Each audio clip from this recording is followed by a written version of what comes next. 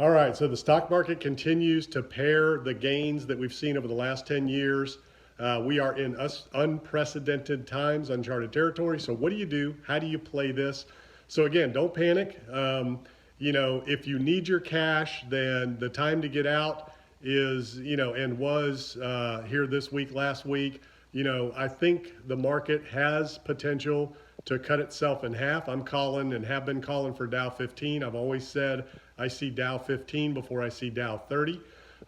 So the good news is we know it's going to come back. What we don't know is how long. It took 10 years to get to record highs, and that was due to artificially inflating the markets with all the liquidity that was pumped into the markets and all the leverage that was given to the banks and to the institutional investors.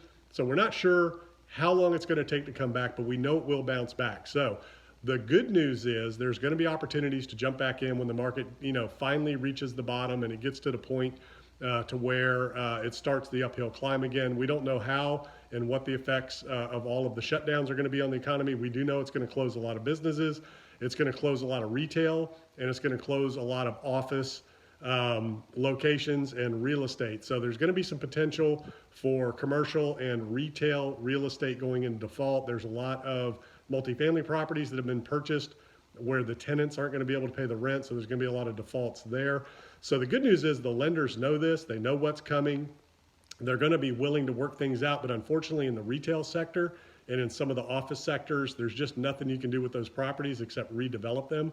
So there will be some buying opportunities there for developers and people looking to, do adaptive reuse and things like that. So this is all going to provide opportunities for those that are opportunistic. If you need cash and you've been up, the market was at a record high. So if you look at where you came from, if you got out now, you're probably still up. So you need to evaluate that, talk to your advisors, and decide if now's a good time to go to cash and just kind of sit on the sidelines for a while. Otherwise, if you ride it all the way back down, then you got to wait for it to come back up. Hopefully that won't take too long, but we just don't know what the real effects of all of this is going to be on the economy. We know a lot of small businesses, unfortunately, are going to go out of business because of this.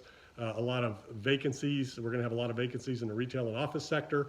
Some multifamily properties are going to struggle because their tenants aren't going to be able to pay rent. So this is not a time to panic, not a time to get anxious or nervous. It's just a time to be smart, be ready, guard your cash. Cash is king. Cash is going to prevail through these times. The dollar is the world reserve currency. So the good news is if you have cash, you're going to be able to get through this. If you have skills, you're going to be able to get through this. So just be smart, be patient, and be ready to take advantage of opportunities. It's a good time to be raising capital. There's going to be a lot of capital that's liquidating, that's going to be looking to go to work in other areas. So have a plan in place, be ready for this, and keep watching. I'm going to be making more videos and content about what to do and how to play this as we go forward.